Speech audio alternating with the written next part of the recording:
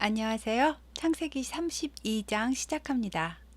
지난 시간에 야곱이 길르앗산의 한 곳에서 라반과 언약을 하고 삼촌 라반과 증거의 돌무더기를 세우고 서로 해치지 않겠다고 언약을 한 뒤에 이곳을 여갈사 하도다, 갈르엣, 미스바라고 부른 이야기까지 하였습니다. 이제 라반과 헤어지고 야곱은 다시 아버지가 계신 곳 기럇 아르바, 즉 헤브론으로 향해서 출발해서 가고 있었습니다. 그런데 가는 중에 야곱의 눈에 하나님의 사자들이 길에서 보였습니다. 본문에는 하나님의 사자들이 직접 찾아와서 야곱을 만났다고 나왔는데요. 야곱과 대화하거나 하나님의 말씀을 전하거나 하지는 않았습니다. 야곱이 그 천사들을 보고 마하나임, 즉 하나님의 군대라고 불렀습니다. 마하나임은 두 진영, 두 군대를 뜻하는 고유 명사인데요. 하나님의 군대가 두 개의 진영으로 나누어서 보였는지 정확하지는 않지만 군대라고 하니까 일단 많은 무리의 천사들이었을 것이고, 야곱이 가는 길에 좌우 양쪽에 둘러 진을 친 천군이 야곱의 귀향길을 지켜주고 있음을 암시하는 것 같습니다. 야곱은 지금 형 에서를 만나야 되기 때문에 매우 불안하고 두려운 상태니까 하나님께서 내가 너와 함께하니 힘을 내라 하고 보여주신 것 같습니다. 야곱이 그토록 두려워하는 형 에서는 세일 땅에 살고 있었는데요. 세일 땅은 험한 산지였습니다. 지금 페트라가 있는 에돔 지역이고요. 베두인들이 살고 있는 지역입니다. 에돔 지역은 아라바의 동쪽에 있는 붉은 사함과 화강암 지역인데요. 남쪽 아카바만에서 북쪽 세레 시내까지를 말합니다. 그냥 브엘세바에서 사해보다 오른쪽 더 아래쪽으로 생각하시면 됩니다. 이삭이 에서를 축복할 때 너의 주소가 땅에 기름진 곳에서 멀다라고 하기도 했지만 에서는 자기 부인들이 이방신을 섬기는 여인들이었기 때문에 어머니 아버지와 계속 갈등이 있었을 것이고, 아마도 분가를 해서 나와 살 때 수렵을 하기 좋은 산지를 택해서 살게 된 것 같습니다. 야곱은 먼저 형에게 사자를 보내서 야곱이 형님께 은혜 받기를 원한다고 전하라고 했습니다. 자기가 돌아왔다는 것을 형에게 먼저 알리고 아버지 재산이 탐나서 돌아왔거나 그런 게 아니라 평화롭게 화해하고 싶다는 뜻을 먼저 알리는 것입니다. 그런데 사자들이 돌아와서 하는 말이 에서가 지금 400명을 거느리고 야곱을 만나러 온다는 것입니다. 야곱은 심히 두렵고 답답해졌답니다. 두려워서 숨이 다 막힐 지경이었나 봅니다. 자기가 축복을 다 받아갔기 때문에 형은 별로 잘 살지 못할 줄 알았는데 남자시나 400명을 거느리고 온다는 것은 죽이러 오는 거나 다름이 없고, 또 에서가 강력한 부족의 족장으로 성장했다는 뜻이 되기 때문입니다.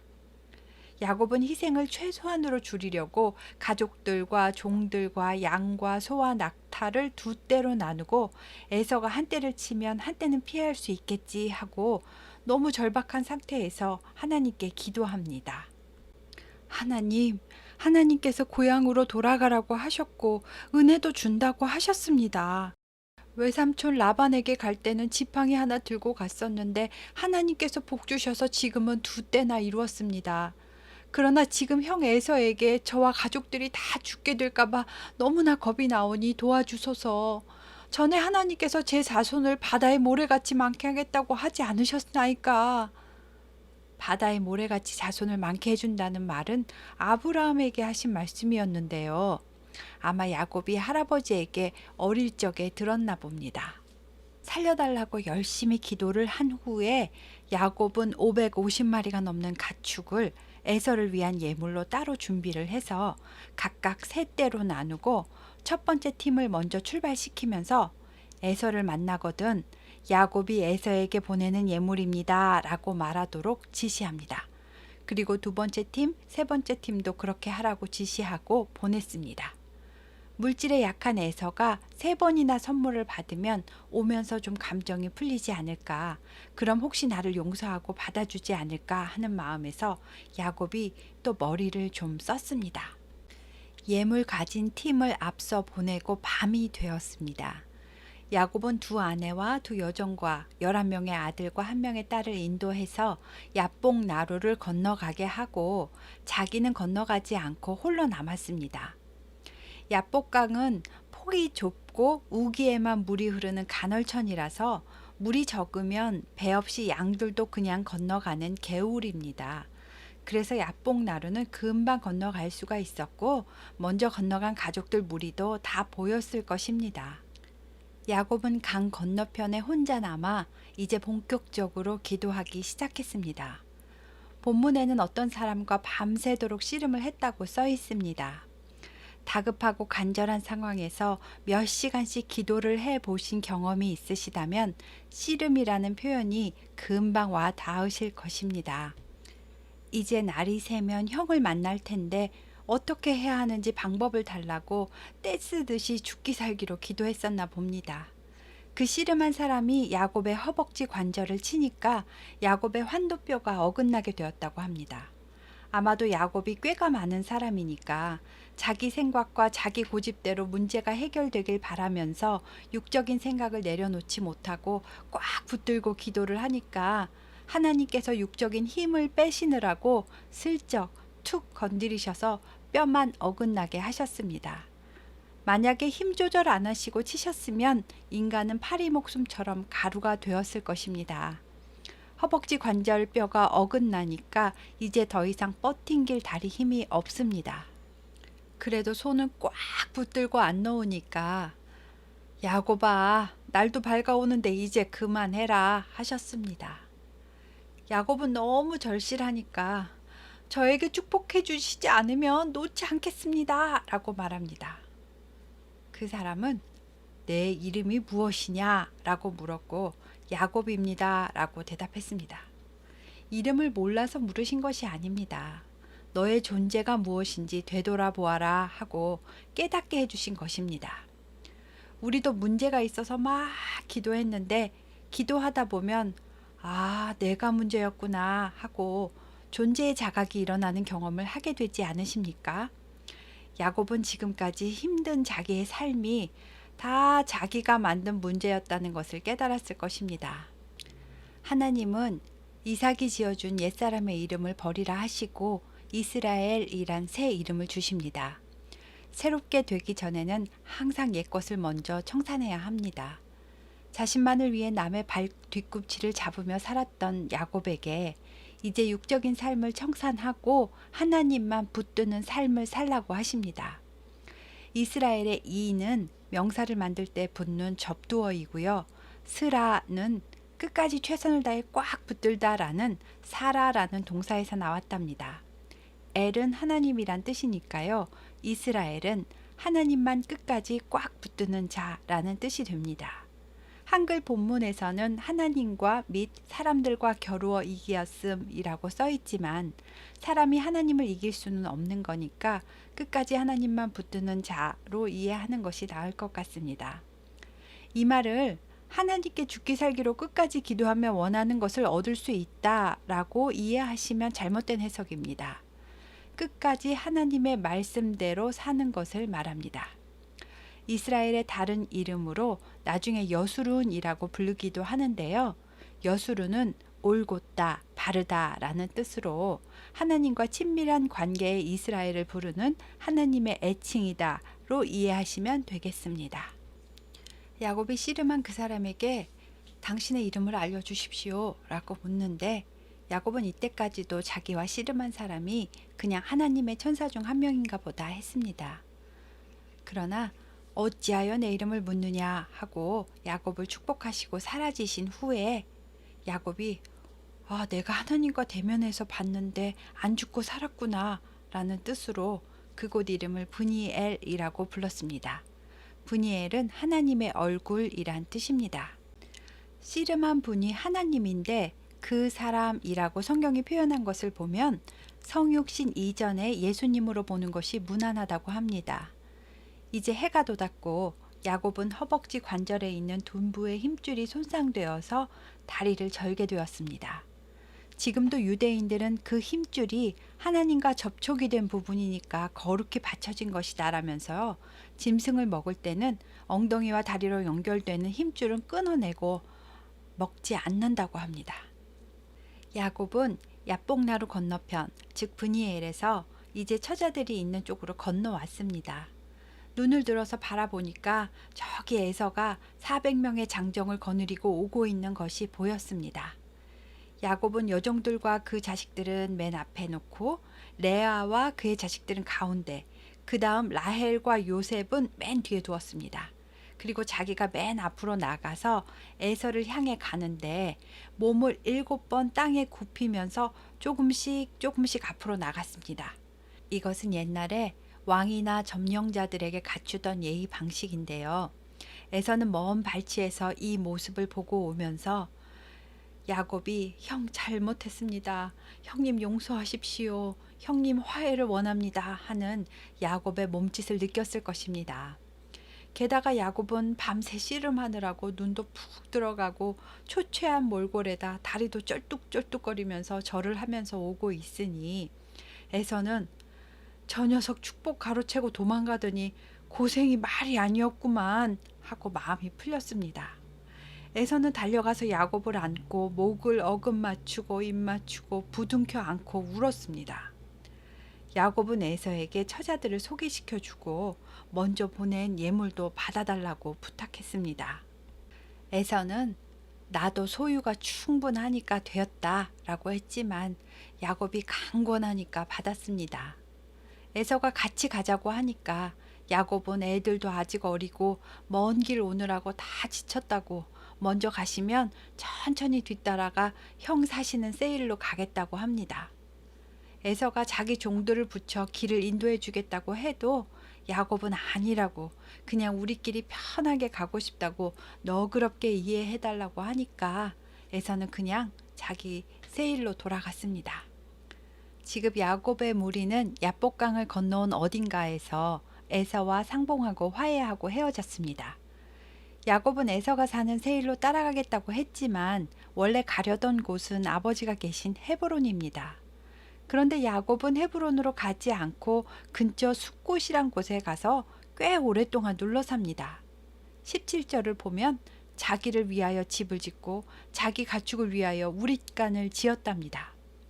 급한 문제가 해결되자 야곱은 한숨 돌리고 쉬어갈 요량으로 그랬겠지만 살다 보니까 하루 이틀, 한 달, 두 달, 1년, 2년, 아마도 7년 이상 숫곳에 살았던 것 같습니다.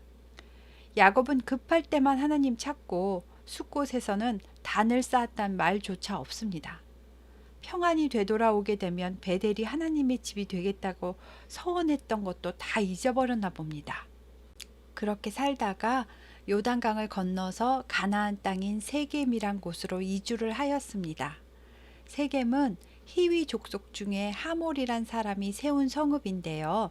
현재 추장은 그의 아들 세겜입니다. 옛날에 아브라함이 가나안 땅에 처음 들어왔을 때 세겜 땅 모래 상수리 나무 있는 곳에서 하나님 만나고 그곳에서 단을 쌓았었습니다. 세겜은 에발산과 그리심산 사이에 있습니다. 야곱은 세겜 성읍 앞에 장막을 치고 세겜 추장의 형제들에게 베크시타를 주고 장막을 친 땅을 샀습니다. 1크시타는 양 한 마리 값인데 베크시타니까 양 100마리 값을 주고 땅을 산 것입니다. 야곱은 지금 세겜에 정착하면 안 되는데 또 자기 식대로 일을 저질러 놓고 말로는 하나님께 예배한다면서 거기서 제단을 쌓고 엘렐로헤 이스라엘이라고 불렀습니다. 엘렐로헤 이스라엘은 하나님, 이스라엘의 하나님이란 뜻입니다. 이스라엘이 자기 이름이잖아요.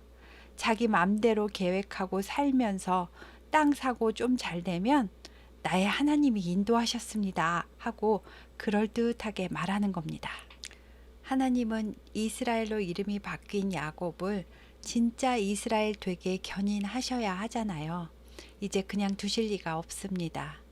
그간 7, 8년 가까이 스스로 헤브론으로 가도록 참고 기다려 주셨는데 야곱은 자꾸만 딴 길로 갔습니다. 어느 날 하나밖에 없는 외동딸 디나가 세겜의 딸들을 보려고 밖으로 구경 나갔습니다. 디나는 한 15살 정도밖에 안 되었을 테니까 호기심 많은 소녀였을 겁니다.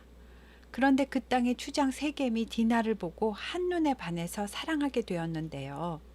순서대로 청혼하면 될 것을 끌어들여서 강간을 했답니다.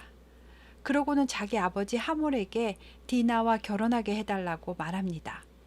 하몰은 아들이 벌인 일을 수습하려고 야곱에게 찾아갔습니다. 디나의 오빠들은 들에 목축을 하러 나갔기 때문에 집에 없었습니다. 야곱이 이 말을 들었으면 분노하고 펄쩍 뛰는 게 보통 아버지의 반응일 텐데 야곱은 잠잠했답니다. 세겜의 아버지 하몰은 이를 수습하려고 몇 번을 찾아와서 혼수든 예물이든 달라는 대로 다 주겠다고 청합니다. 디나의 오빠들도 소식을 듣고 불이 나게 집으로 돌아왔습니다. 야곱은 이때도 별 반응 없이 아무 말 안 합니다. 제 생각에는 어떻게 해야 이득인지 머리로 계산하고 있었을 것 같습니다. 레아의 오빠들이 나서서 말합니다. 오빠들은 아버지의 무반응에 아주 섭섭했을 것 같습니다. 우리는 할례받지 않은 사람들과는 통혼을 할 수 없습니다. 만일 세겜성에 있는 모든 남자가 할례를 받는다면 우리가 당신들과 서로 통혼하고 한 민족이 된 것으로 여기겠습니다. 라고 거짓말을 했습니다. 하몰과 세겜은 그 말을 좋게 받아들이고 세겜은 디나를 사랑하니까 빨리 결혼하고 싶어서 즉시 할례를 시행합니다. 성경에 세겜은 추장이었지만 소년이라고 표현한 것을 보면 아직 결혼 안 한 어린 승계자였나 봅니다. 자기만 할례 받는 게 아니고 부족 전체가 해야 된다니까 성읍 사람들을 다 모아놓고 설득합니다. 여러분, 여기 이스라엘 사람들은 가축과 재산이 아주 많은 부자입니다. 우리가 이들과 통혼해서 하나의 민족이 된다면 우리도 덩달아 재산이 늘어나고 더욱 강력한 부족을 이루게 될 것입니다. 잠깐 할례만 받으면 된다니까 그들의 전통에 따라 줍시다. 하고 말하니까 다들 좋게 생각하고 할례를 받았습니다. 여러분, 할례만 받으면 하나님의 백성이 되는 것인가요? 아니지요. 야곱의 아들들이 지금 하나님의 이름과 신성한 할례 의식을 복수를 위해서 사용하고 있습니다. 도대체 이스라엘 된 야곱은 지금 뭘 하고 있는 것일까요? 아들들의 복수 속셈을 몰랐다고 해도 자기도 믿는 사람이랑 결혼하려고 바다나란까지 갔으면서 우상 숭배하는 이방 민족과 통혼 이야기를 아들들이 할 때 잠잠했다는 것이 도무지 이해가 되질 않습니다. 적극 나서서 말리고 하나님께 기도하고 또 기도했어야 합니다. 지금 이름값도 못하고 있습니다. 하나님의 책망은 나중에 어떻게 해결되겠지 하고 지금 잘못된 인간적인 방법인지 다 알면서 그것도 하나님을 팔아서 하는데도 야곱이 침묵하고 있는 것입니다. 하몰과 세겜과 성읍 남자들이 전부 다 할례를 받고 아직도 아파서 누워있는 할례 3일째 되는 날이었습니다. 둘째 아들, 셋째 아들 시므온과 레위가 칼을 가지고 몰래 기습해서 세겜성 모든 남자를 죽였습니다. 세겜 부족이 그렇게 큰 부족은 아니었는지 두 사람이 다 죽일 수 있을 정도였나 봅니다. 디나도 세겜 집에서 데리고 나왔습니다. 그러자 다른 아들들도 적극 가담해서 함께 노력을 합니다. 여자와 아이들은 다 노예로 삼고 가축과 집안의 물건까지 싹 다 뺏어왔습니다. 야만적이고 비인도적인 일입니다. 야곱의 아들들도 속여 빼앗는 교활한 방법을 사용했습니다. 아니, 속이고 빼앗는 것뿐만 아니라 대량 학살을 벌였습니다. 야곱은 아들들에게 막 화를 냅니다. 딸의 안위 따위는 관심도 없는지 언급도 안 하고 너희가 나한테 화를 끼치냐? 너네 때문에 내가 가나안 족속에게 악취를 풍기게 됐잖아. 그들이 연합해서 나를 치면 어떡할 건데. 그럼 나와 내 집이 멸망하잖아. 하면서 자기 안위만 걱정합니다. 믿음의 족장인데 20살 정도밖에 안 된 자기 아들들에게 하는 말의 수준이 이 정도밖에 안 됩니다. 아들들은 그럼 우리 누이를 창녀같이 대우함이 옳습니까? 라고 말합니다. 이 말은 그럼 딸이 창녀같이 강간당했는데 아버지란 사람은 가만히 있고 대체 뭘 하셨습니까? 라고 하는 원망입니다. 일이 엄청 꼬였습니다. 야곱은 아들들의 원성까지 들었습니다. 이때 하나님께서 야곱에게 말씀하십니다. 야곱아, 일어나 베델로 가서 네가 옛날에 서원하던 대로 제단을 쌓아라. 야곱은 가족들과 모든 종들에게 세 가지를 지시합니다. 첫째, 이방 신상들을 버려라. 둘째, 자신을 정결하게 해라. 셋째, 의복을 바꿔 입어라. 이제 우상 숭배는 다 버리고 내 안에 부정한 문제들을 정결하게 하고 예배자의 옷으로 갈아입어라. 즉 하나님의 백성의 정체성을 찾자 이 말입니다. 모든 식솔들이 신상과 귀에 있는 귀고리들을 야곱에게 주었습니다. 귀고리는요, 점치는 도구로도 사용했었고 악귀를 쫓고 행운을 불러온다는 뜻으로 부적처럼 달고 다녔던 물건입니다. 야곱은 그것들을 세겜 근처 상수리 나무 아래에다가 묻었습니다. 상수리 나무는 예배를 드리던 나무입니다. 야곱은 모든 식솔들과 베델로 향해 떠났습니다. 하나님께서 사방에 있는 모든 고울들에게 야곱을 두려워하도록 역사하셔서 감히 추격해서 오는 자가 없었습니다. 야곱은 드디어 베델에 도착했습니다. 베델의 원래 이름은 루스였습니다. 야곱은 하란을 떠나 가나안에 온 지 7, 8년이 넘도록 아직까지도 자기가 서원했던 것을 이행하지 않았고 자기 계획대로 살다가 딸까지 강간을 당했고 아들들은 대학살을 벌인 살인자가 되어서 쫓기듯이 몰려서 베델에 도착한 자신의 모습을 보았습니다. 이 또한 자기가 만든 고난입니다. 아직까지 야곱은 이스라엘로 살지 못했습니다. 야곱은 베델에서 제단을 쌓고 엘 베델, 베델의 하나님이라고 불렀습니다. 과거에 돌기둥을 세우고 서원했던 자기 모습을 회상했을 것입니다. 그런데 베델에서 리브가의 유모였던 드보라가 죽었습니다. 드보라는 리브가가 하란에서 이삭에게 시집올 때 같이 따라왔던 하녀입니다.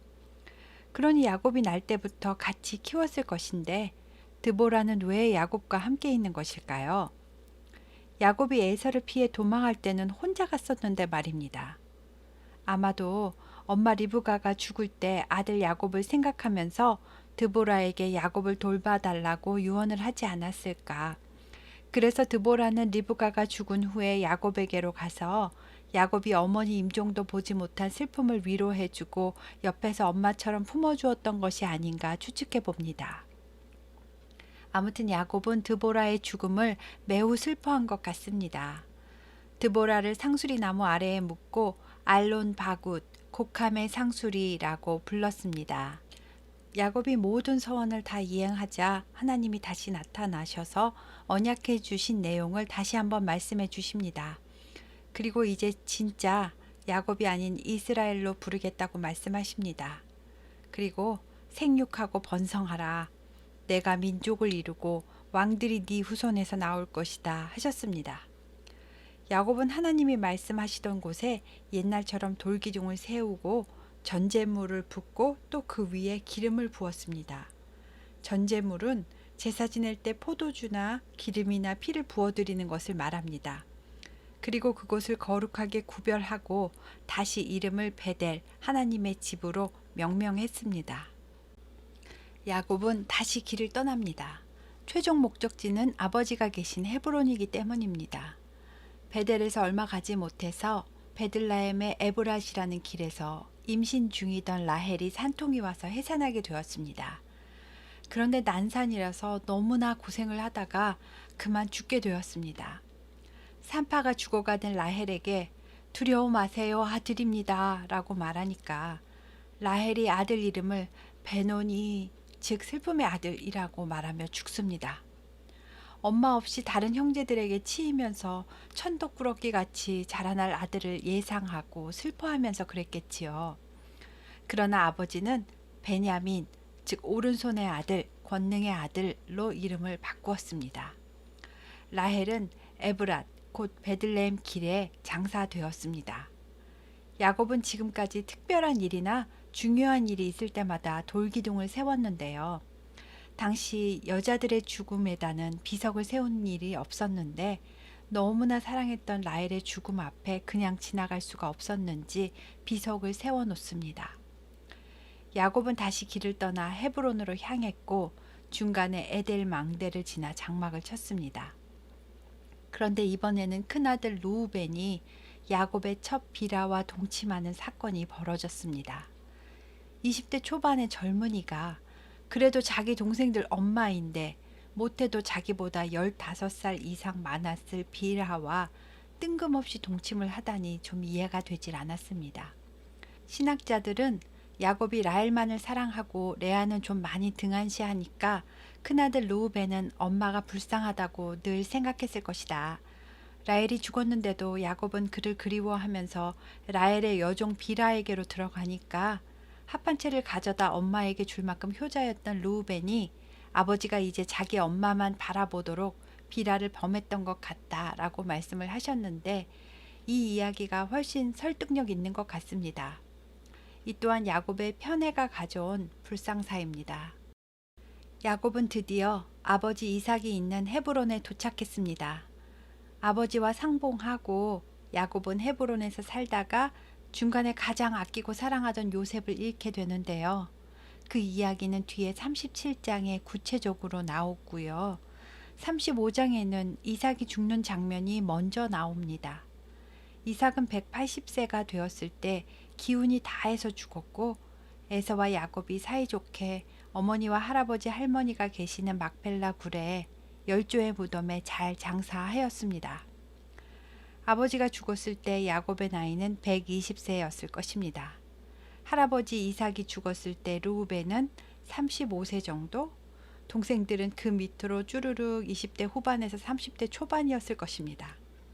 여기가 35장까지 이야기입니다. 다음 시간에는 이스라엘의 자녀들 이야기가 시작됩니다. 감사합니다.